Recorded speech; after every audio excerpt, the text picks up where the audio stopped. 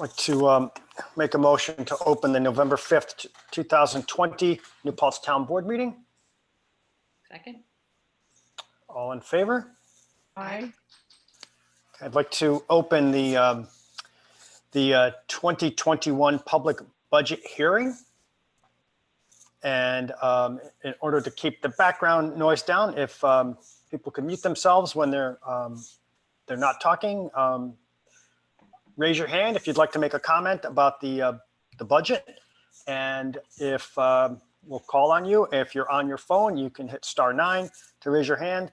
We're asking people to keep their comments to 3 minutes, but we try not to cut anyone off. So with that, I'd like to open it up. And if anyone has any comments.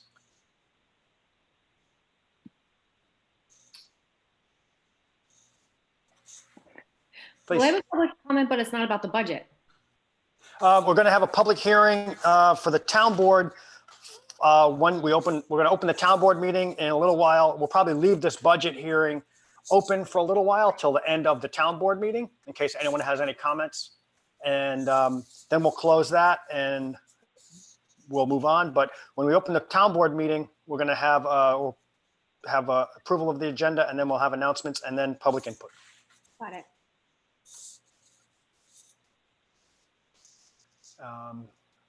Anyone else has comments for the public hearing for the budget? We could do those now, but I think we're going to leave it open for a while, and we'll start the town board meeting.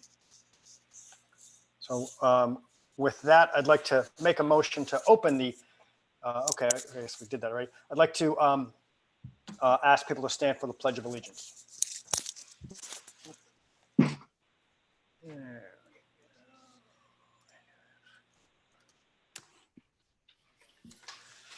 Pledge allegiance to the flag, United States of America, and to the republic for which it stands, one nation, under God, indivisible, with liberty and justice for all.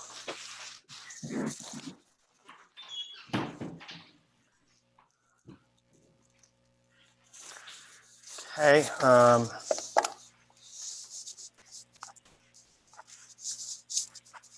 So I'd like to make a motion to approve the agenda.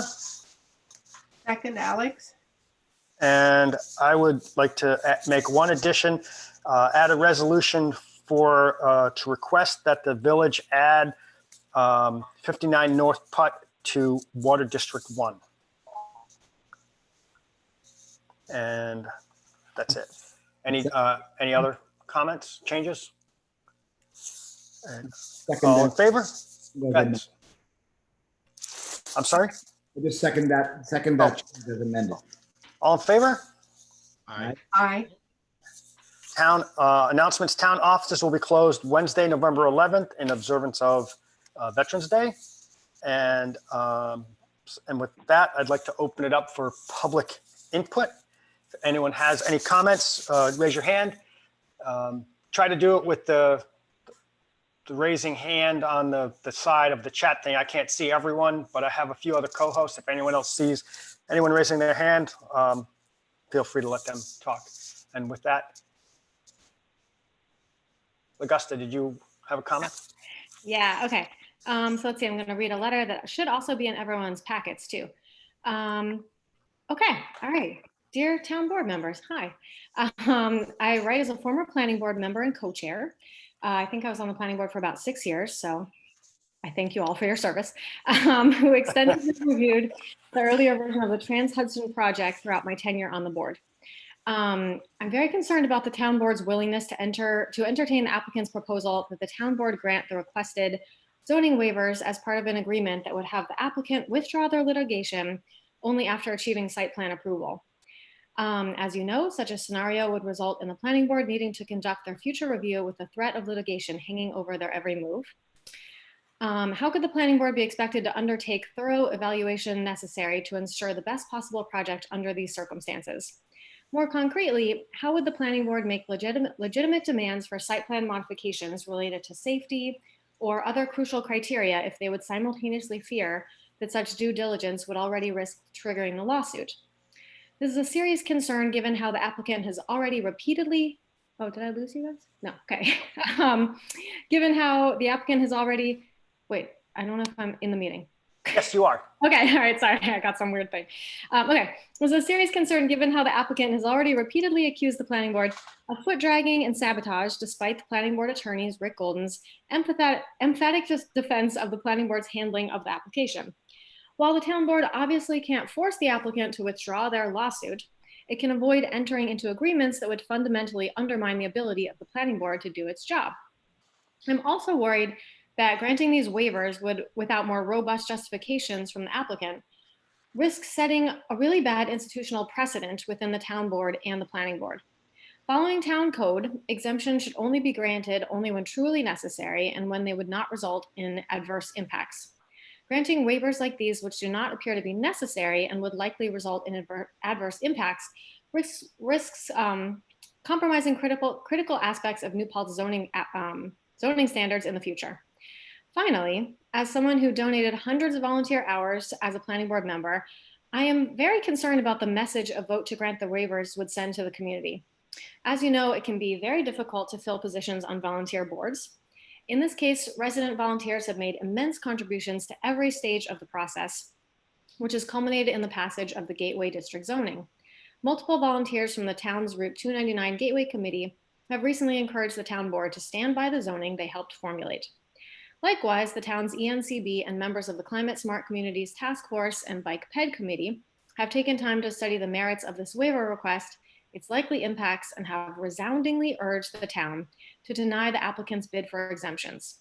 Granting the waivers after all this cumulative volunteer labor will have a demoralizing impact for town volunteers and will likely make it even harder to recruit and fill vacancies in the future. Thanks very much. Oh, do I need to say my name? Augusta Yearwood.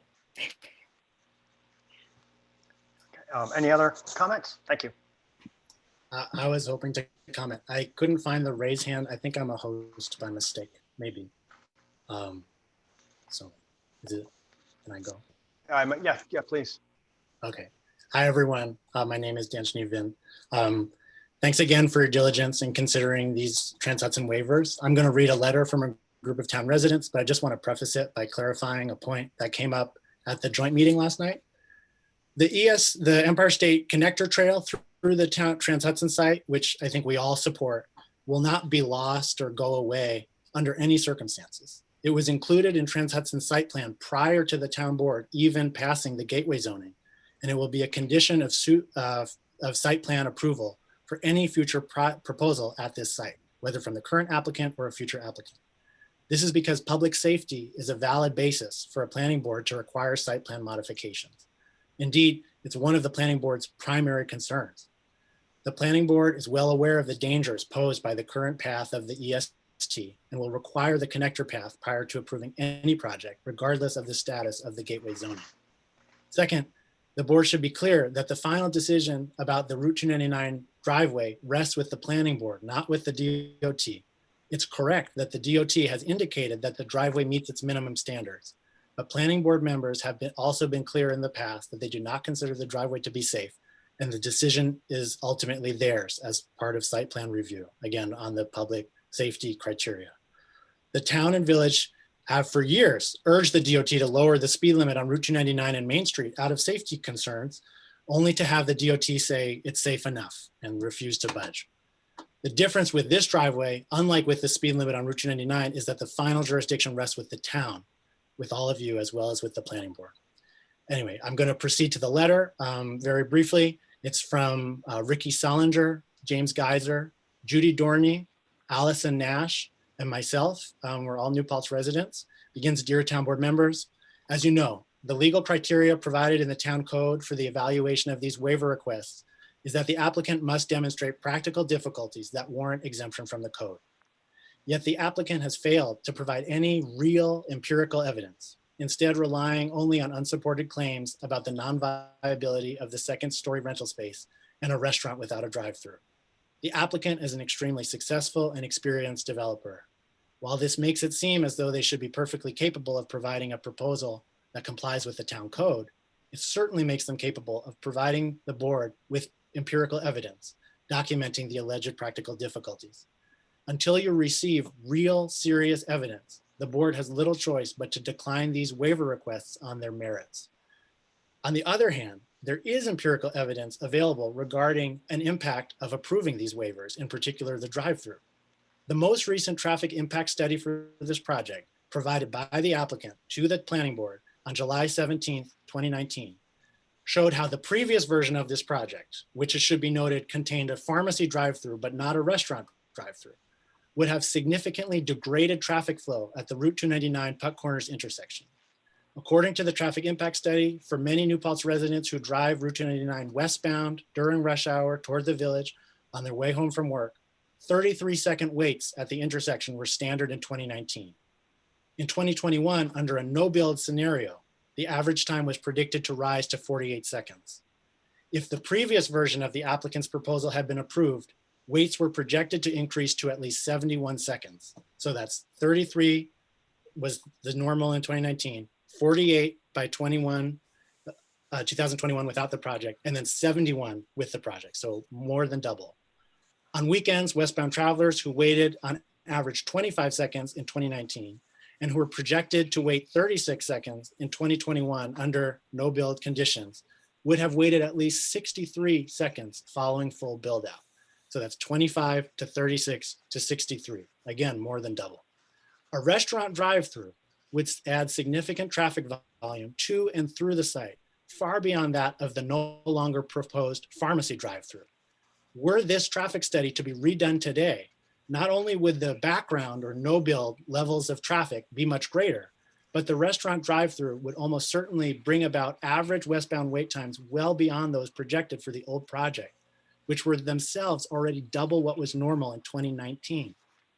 The town code is clear that the quote, potential adverse impact on surrounding properties and the neighborhood of applying or not applying the zoning standard to the proposed project, end quote, is a criterion for evaluating the waiver requests. As you know, traffic congestion is one of the complaints most widely shared among New Paltz residents. Permitting a restaurant drive-through at this critical location would make an already bad problem substantially worse. Further, a town that has made public commitments to being climate smart and to promoting non-vehicular transportation should not go out of its way to increase traffic congestion and vehicle-centric planning. The best defense the town has against legal vulnerability is a serious review of the merits of the applicant's claim of quote, practical difficulties and a careful consideration of likely neighborhood impacts. Doing this would be a continuation of the thorough, legally sound evaluation of impacts that all of you did, which led to the town board's passage of the Gateway District rezoning in the first place. Thanks again. Thank you.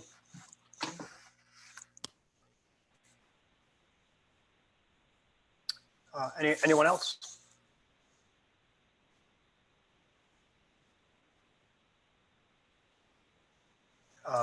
Okay, with that, I'd like to make a motion to go into executive session to discuss a lawsuit. Second. And with that, I'm going to put everyone in the waiting room, and then I'm going to stop the recording, and then we'll be in executive session, and then we'll come back out and we'll start the recording again.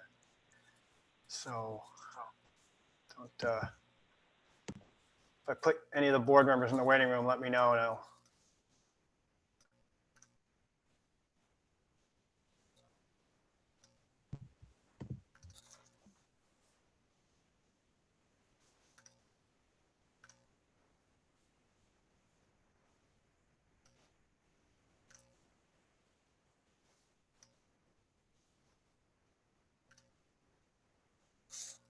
Okay, so let's see, me, Dan, David, Alex, oh, Ingrid, sorry, you gotta go. Hi, Ingrid. So let's see, there's 1, 2, 3, 4, 5 of us here. I'm gonna stop the recording. No one ever said, did anyone ever second my motion? I seconded your motion. Okay, Oh, yeah, Dan did. I think we're still. all in favor? Yeah, we are still recording. Aye. Aye, okay, now I'm gonna turn the recording off.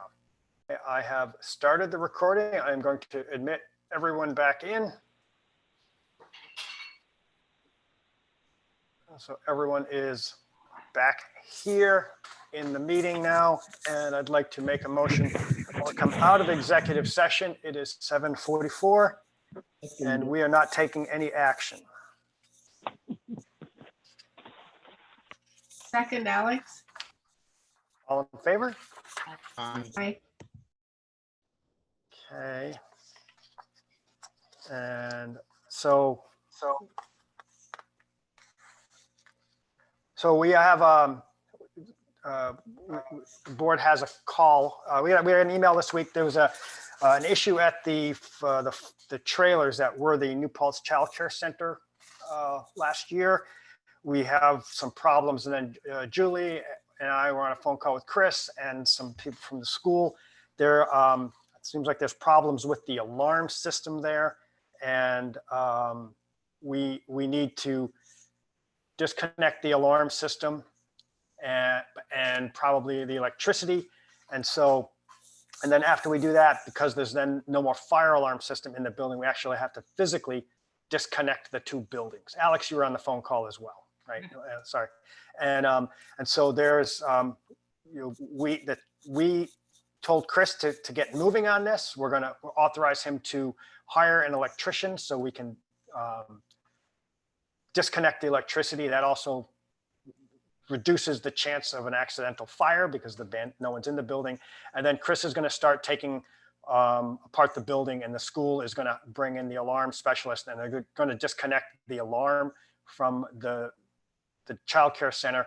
And that's kind of how we're going to start moving it forward. And so I wanted to kind of fill the rest of the board in that. And if I didn't characterize it right, Alex and Julie, if you or Chris, anyone else has anything to say, that's the short-term plan. And then I think the long-term plan, either when school is not in session, and maybe over one of the breaks, or when everyone gets sent back home because of COVID and the numbers go back up, a cynical guy, maybe then we would dismantle the rest of the building, because it's not safe the way it is. So, we kind of kicked the can down the road for a long time, but we probably need to, in the interest of safety for the school, we need to take that building down. So. Is the money in the budget for that dismantling of this building? No, it's not. And the estimate was at 30,000 based on the. Yeah. Okay.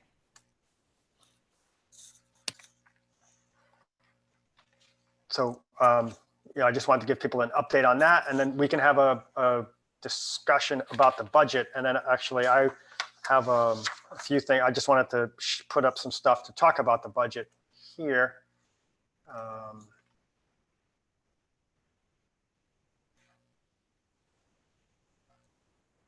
Give me a second here.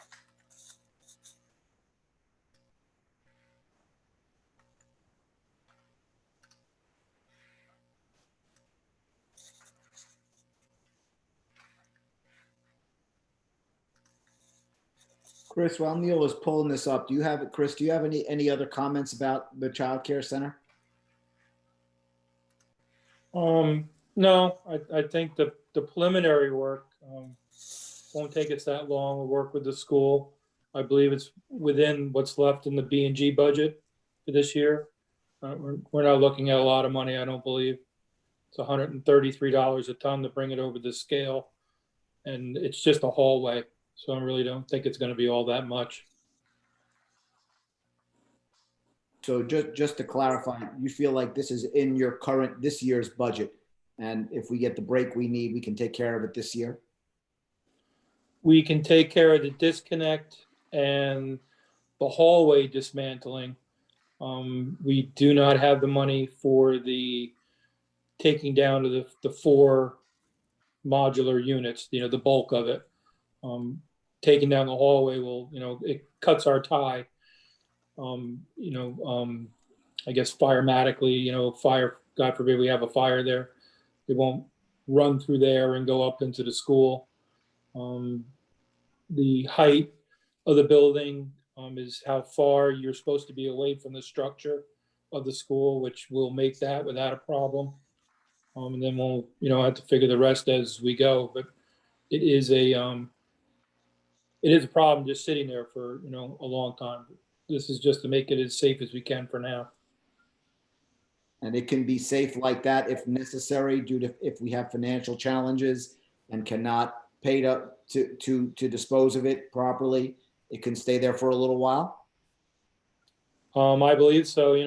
That's up to the school. I was up there with the school on Monday. They had some people come in to do some preliminary testing on surfaces for asbestos, things like that. Of course, that'll, depending on what they find, that'll change things dramatically. I would, depending on the levels. I really don't believe it's going to be an issue, but until we get the testing back, we really won't know that. Thank you.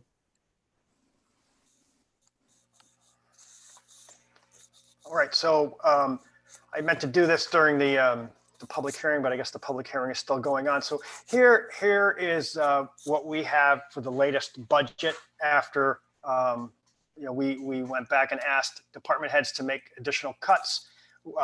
We are here in the A fund, we're talking 11.3 million, 9 million of which would be 9.6 raised by tax. No fund balance in the A fund or the B fund, a little bit of fund balance being expended in the DB fund.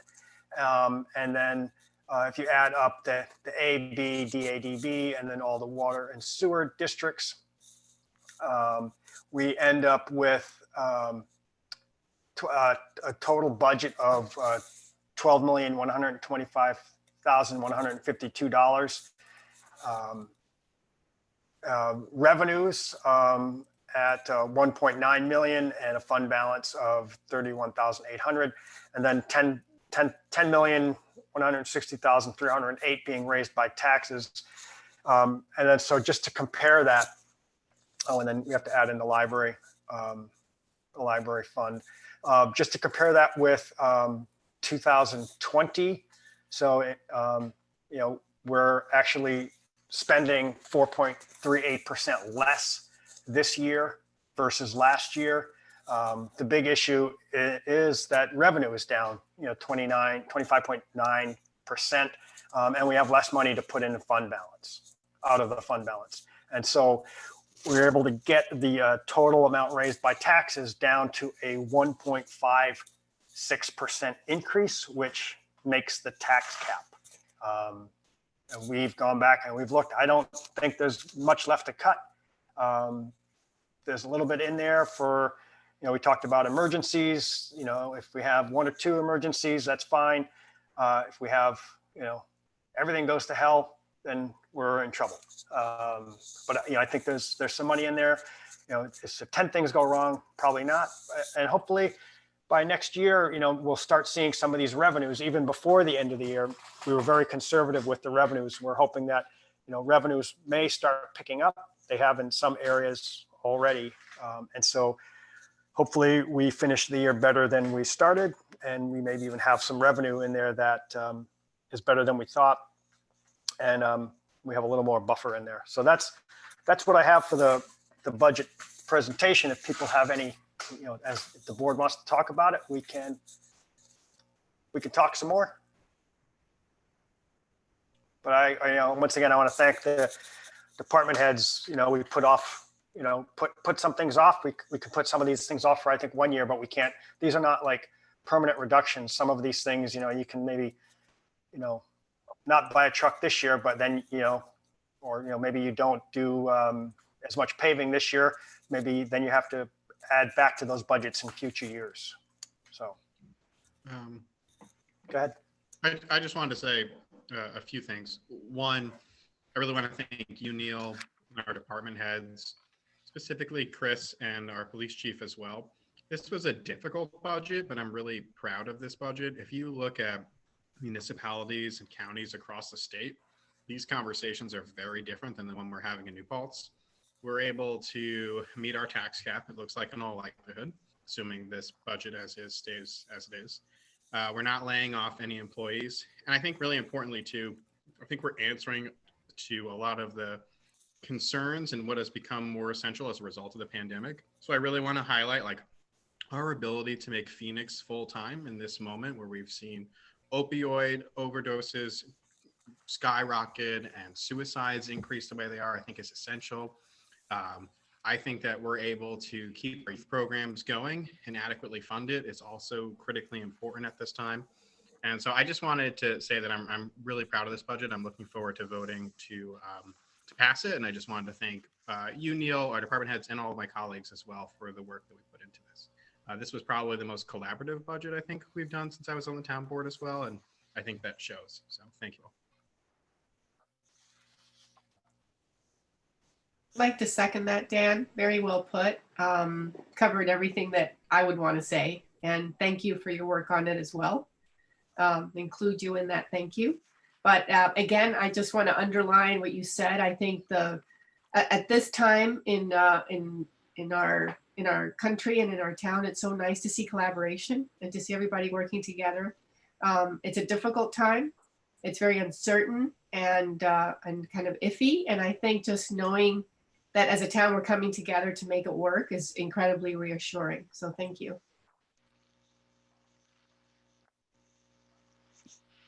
I'll quickly third that what Dan said, but also add that those I think the idea that we are under the tax cap is kind of brilliant during this time. It just feels absolutely right. So I really appreciate all the cuts people have made to make that happen.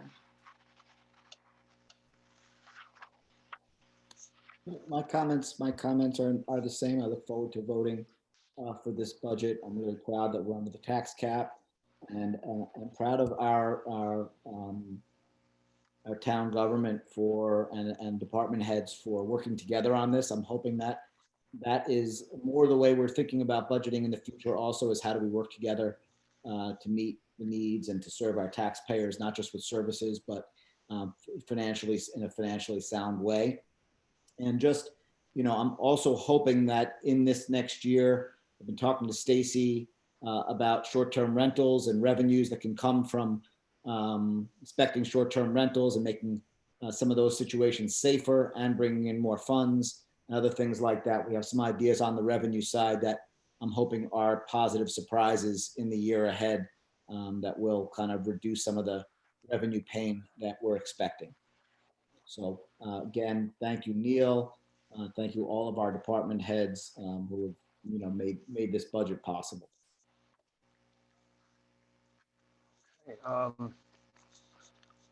We can, if no one has any other comments, we can go on with some other issues, and then at the end of the meeting, we'll close the public hearing. We just want to make sure if anyone else came late and they had any comments, we can hear them, and then maybe we'll take a vote on the budget.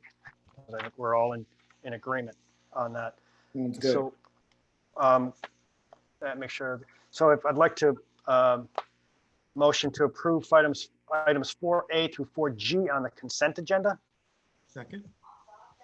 All in favor? Aye. All right.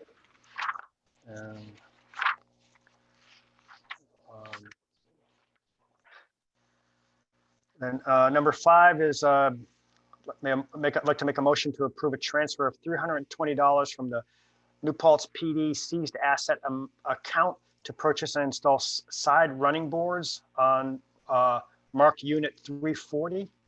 This is the pickup truck.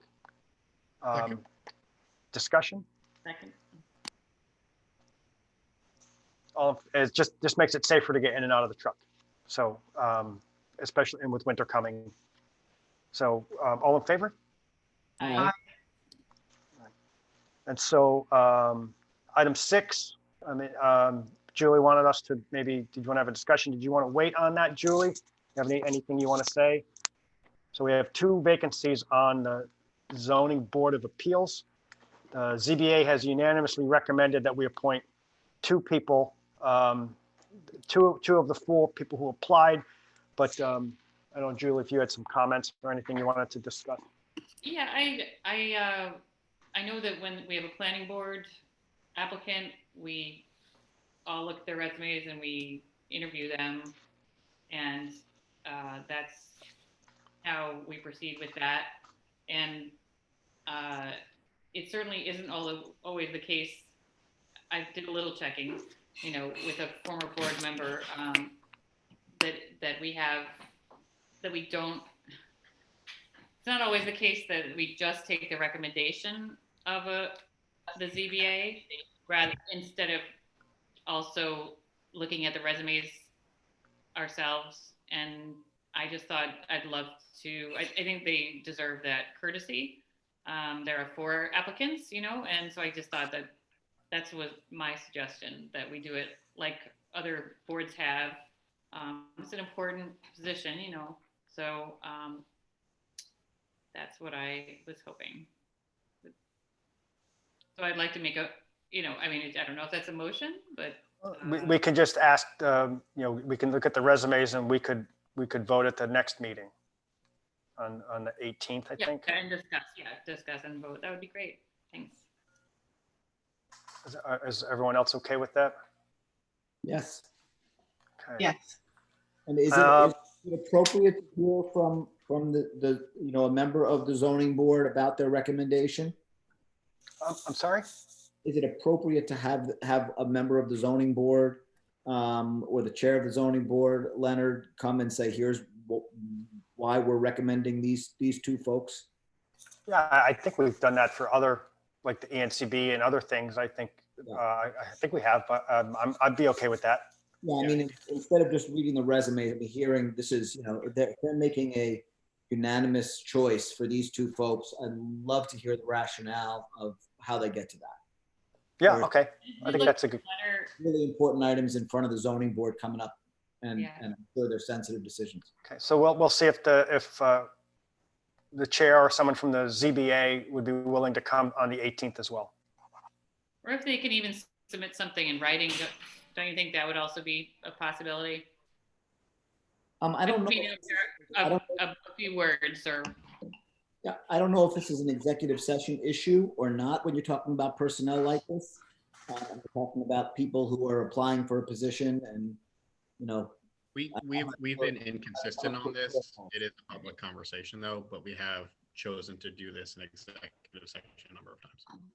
Right. Can you say that again, John? We have consistently been inconsistent on how we do this, stretching back a while. I'm not blaming anyone for this. We have given people often the choice if they wanted to do it in executive session, because at times these conversations have gotten a little heated. But they are, I would argue, they probably are conversations for the public. We lost you. I heard. Oh, is Dan gone? Oh, I'm here. Can you hear me? Okay. Yeah, no, I can hear you. Yeah, like we've been inconsistent. We're consistently inconsistent, which I like that phrase. I will use that in the future. That we've done it in executive session, but it should probably be done in public. So we will have a discussion in public at our meeting on the 18th. And after we individually review their resumes or letters of intent. Thank How's you. that? Thanks for setting Number 7. So we've been asked by the counsel for the applicant for Homeland Towers that the town board review and audit planning and zoning fees charged to them. I've talked to Jean about this, and I think there's been some miscommunication on our part. They foiled the vouchers that we send, that we every month the town board goes and reviews all of the vouchers, and we have a big stack of them. This is what we do. You guys do on the weekends, and so we sent the actual bills, but not the voucher cover sheets, and so I wanted to fill people in on that. And so we've all reviewed them already, and we talked about it at another meeting saying, yeah, well, we've all reviewed them. We don't review them during town board meetings, but they've all been reviewed and we have copies of those actual, voucher sheets with signatures, and I'm going to ask Jean to send those to the applicant in response to their request so they can see, our signatures and dates and everything like that. Just to give, I found that out today when this came back on the agenda, and I talked to Jean about it. And so we're going to fix that, and hopefully that will that will be enough. So number 8. If I may, Yes. how are you? Sorry, my name is Vincent Xavier. I'm the regional manager for Homeland Towers. The people you were just speaking about regarding the fees there. I appreciate you considering this tonight. Part of the concern was that there really didn't seem to be management over the fees themselves. The amounts of fees themselves should be limited by certain state laws, especially as it pertains to attorney's fees. And obviously the letter you received from my attorney on September 21st really does go into all that. What we're really seeking is an assurance that going forward, these fees are going to be managed a little bit more, because right now they're open-ended and basically limitless. We obviously have no control over the consultants that are chosen, the hourly rates, or how the billing is done at all. And we're hoping that there can be some kind of review or ongoing management to confirm that these fees aren't going to be excessive going forward. Right now we're at requests of over $80,000 as part of this application, which is excessive compared to other similar sites that we've gone through. And, I understand that, the part of that was these vouchers, yes, which would show that the town board was reviewing them, and that would go a long way to show that there's some management there. But there are certain laws on the state as it pertains to the EIS review, now that we've been POSDEC by the planning board, where the total fees aren't supposed to exceed 0.5% of the project value. And we've already been asked for additional escrow totaling $13,500. And that is well in excess of 0.5% of the project value here. So we are concerned that without any kind of control, that the fees are open-ended, as I said before. So I was hoping there'd be some kind of, like I said, management going forward and some kind of assurance that the fees themselves are going to be complying with state and federal law. Oh, yeah. I mean, I'm happy to speak to the consultants about it. I mean, we know this has been a problem in the past. That's why we have all new consultants. We got rid of the other consultants that, this had been a problem with. These consultants are much better. And so I'm happy to talk to them about it. I'm not familiar with the whole, I asked to be briefed on this. I do know that you guys are asking for something that's not under the current zoning. I would imagine that's why the fees might be higher, because the more consultant work has to go into something that isn't zoned. You're asking to put something where it's not zoned for it. So I think that's my guess why things are higher, but I can ask. I try to stay out of the planning board's lane for the most part. But yeah, I'll ask the consultants to make sure they, Yeah, it's not even, and this isn't even a knock on the consultants so much. We think they're all been handling it professionally. It's just the fees themselves. There is state law in New York that says that as an applicant, we're not supposed to be charged attorney's fees at all, because that's not a necessary aspect to the decision-making process for the planning board, which is supposed to be a government body responsible for making its own decisions. And that an attorney is not necessarily a consultant or a specialist, as you have HDR as a RF specialist, or the town engineer would be reviewing that aspect. But the attorney fees themselves really isn't something that should be passed on to the applicant, and there's state law governing that. I don't know a single town that doesn't charge the attorney fees to the applicants, and we couldn't afford to do this. We couldn't afford to have any of this. So, but we'll and the town's always had the attorney charge to the applicant, and I know every other town does so. But we'll make sure we comply with state law.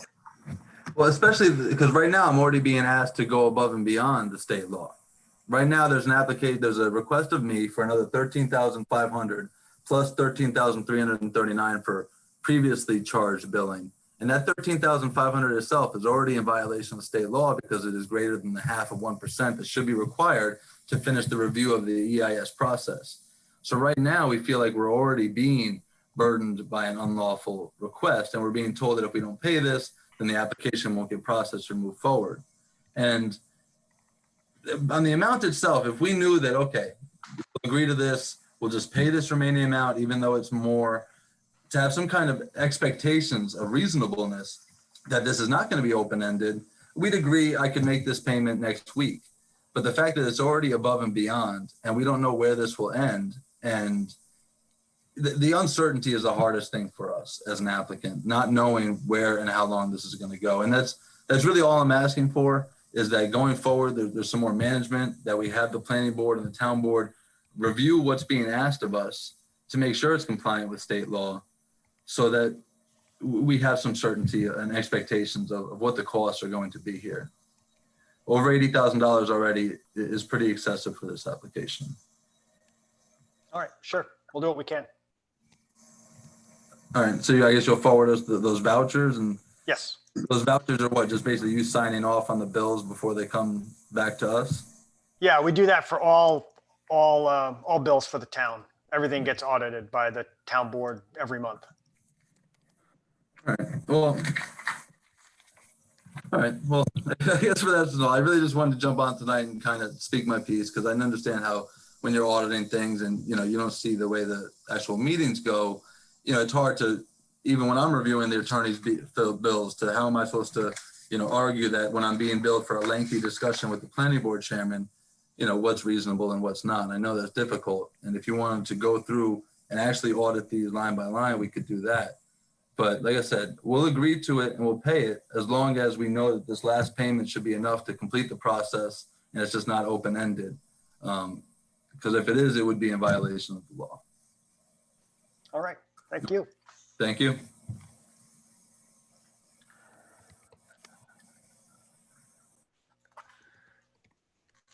So number 8, this is a resolution adopting the retention and disposition schedule for New York local government records.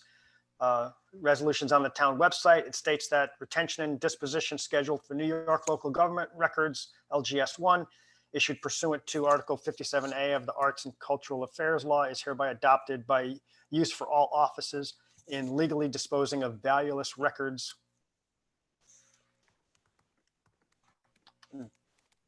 Second, anyone? Second? Discussion? All in favor? Aye. Aye. All right. So this next one is a resolution declaring lead agency for seeker review for the proposed Henry W. Du Bois Drive bike and pedestrian lane. Again, this is on the website. So in the beginning, how this works. We send out letters to tell everyone that we're going to be declare lead agency, and if anyone has a problem with that, like the DEC, the DOT, the village, any other interested parties, and anyone else can say, well, they want to be lead agent as well. And no one said they wanted to be lead agency. We waited the required amount of time. And so now we're just saying, okay, no one else wants to do this. And so we're declaring lead agency. So, Second that? all in favor? Aye. This next one is David, I talked to David, and I think I may have talked to at least one or two of you, but Pat, our planning zoning secretary, has left. We had 2 applicants for this job. One of the applicants is the planning zoning secretary for the village, Alana, and just to kind of make things simpler, we were hoping to have a shared service MOA with the village, and we would just share this employee with the village, and they would bill us for her hours. We would pay for her.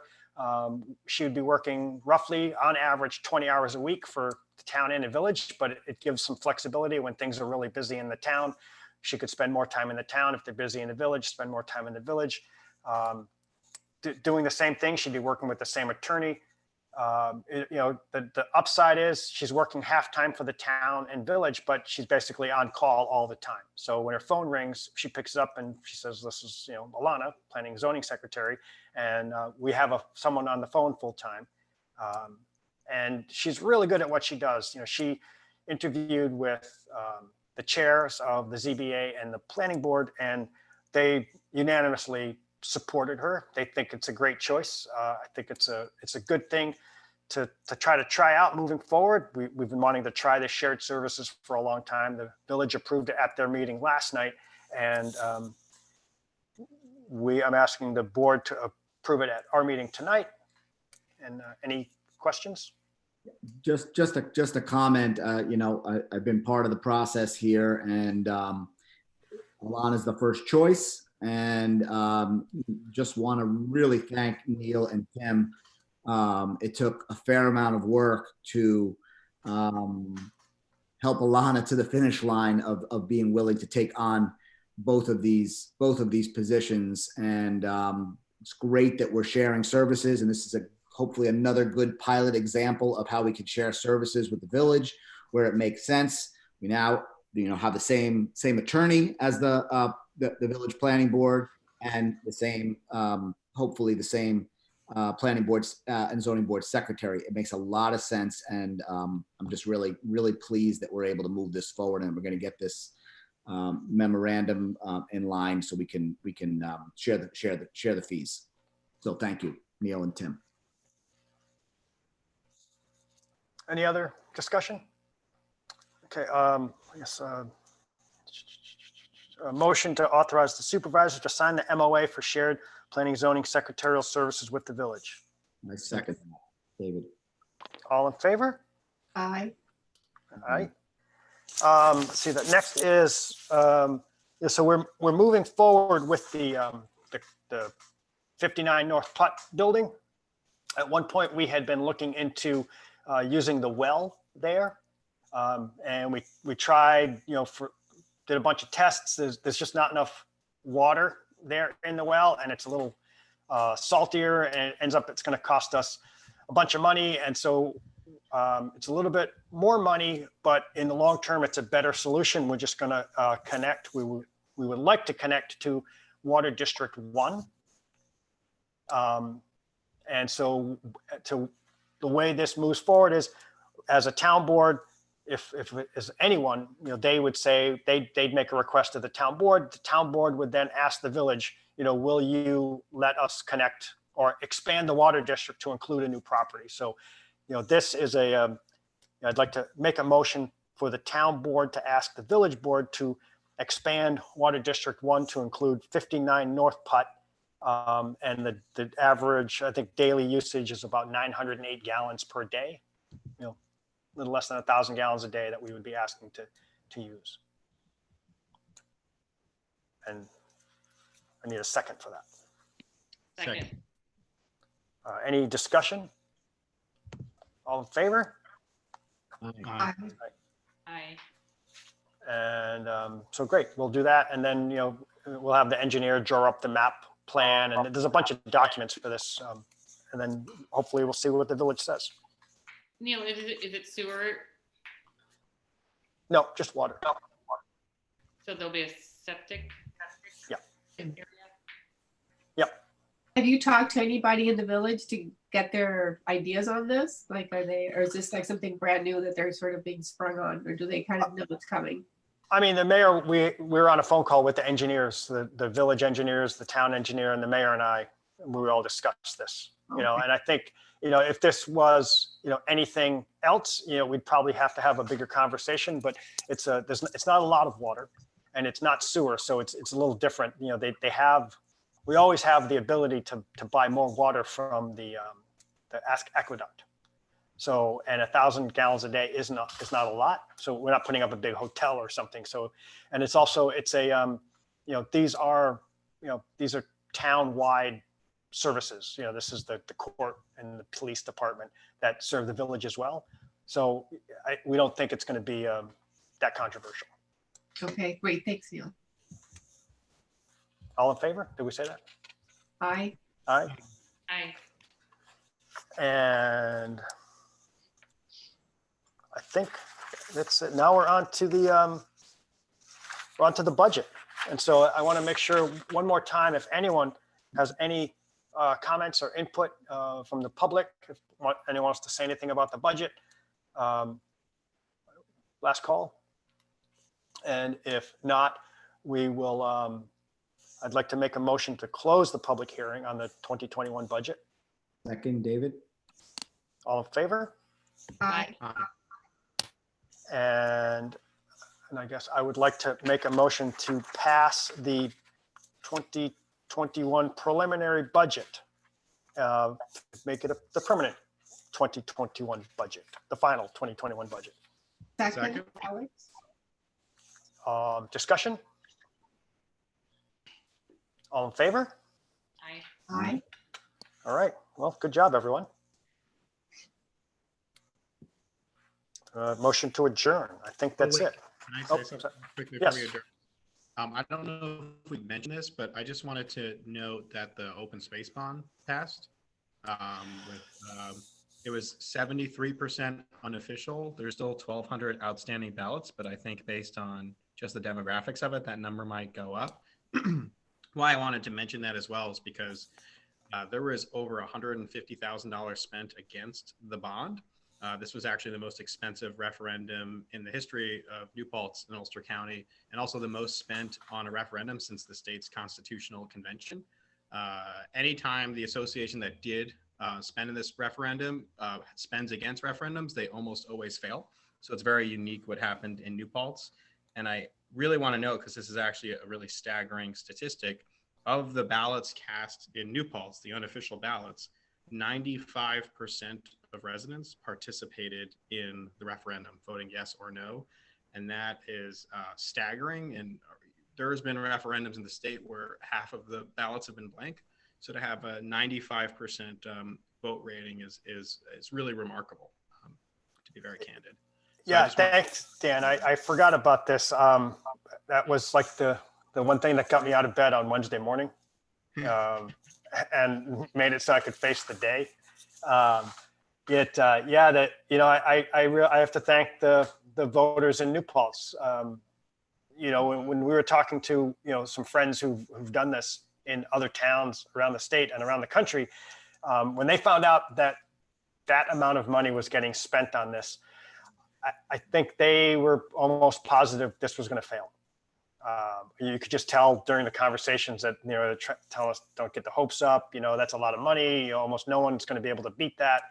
And the exact opposite seemed to have happened. The people in New Paltz, I think, just came out and they voted in favor of it. And I'm really appreciative. And I think it's, when we look back on it, people are going to say that this is probably one of the biggest things to happen in New Paltz. I think it's going to really help continue to protect the things that we really value here. And so I want to, thank you, everyone. It's a really big deal. I would quote our future president, but I probably shouldn't say that, but it was a big deal. I wanted to add to that. I'm so glad you brought it up, Dan, that the amount of volunteer hours that went into this and the dedication that especially Ingrid, who is Carolee, NCB, and also did apparently a huge number of phone calls to, during election time. She just really knocked it out of the park, Ingrid and Carolee, and then all the people who supported them. And I mean, with what leaders, because I think, with leaders like that, you just want to follow, you want to just help them, and they are so steadfast. I mean, coronavirus hit, we started in January, I think it was, and then coronavirus hit, and I was looking around to see if this was going to be something that people continued and had the bandwidth to keep going with, and they kept going. And I really do credit, the core team that included people like Susan DeMarc and Lynn Boundary and John Orfatelli. Was very, very steadfast as well. So it was an incredible team. So Really a testament to the volunteerism in New Paltz, just fantastic. And Ingrid's already wants to start speaking about critical environmental areas, which kind of got stalled right when COVID hit. And I was like, Ingrid, hang in there. Let's get this one passed. We'll take on the next one. She's already hard at work on what's next. And so we're really grateful to folks who really put their nose to the grindstone and get the good work done. Thank you. everyone needs an Ingrid. every town needs an Ingrid. She saved us like $10,000 with the work she did for free on this. It was amazing. We're very lucky with the level of skill that all volunteers bring to the table. So, yeah. So thank you, everyone. Motion to adjourn. Second, All in favor? aye. Bye. I Thank you all. See Thank you later, you. everybody. Good night, everybody. Good night.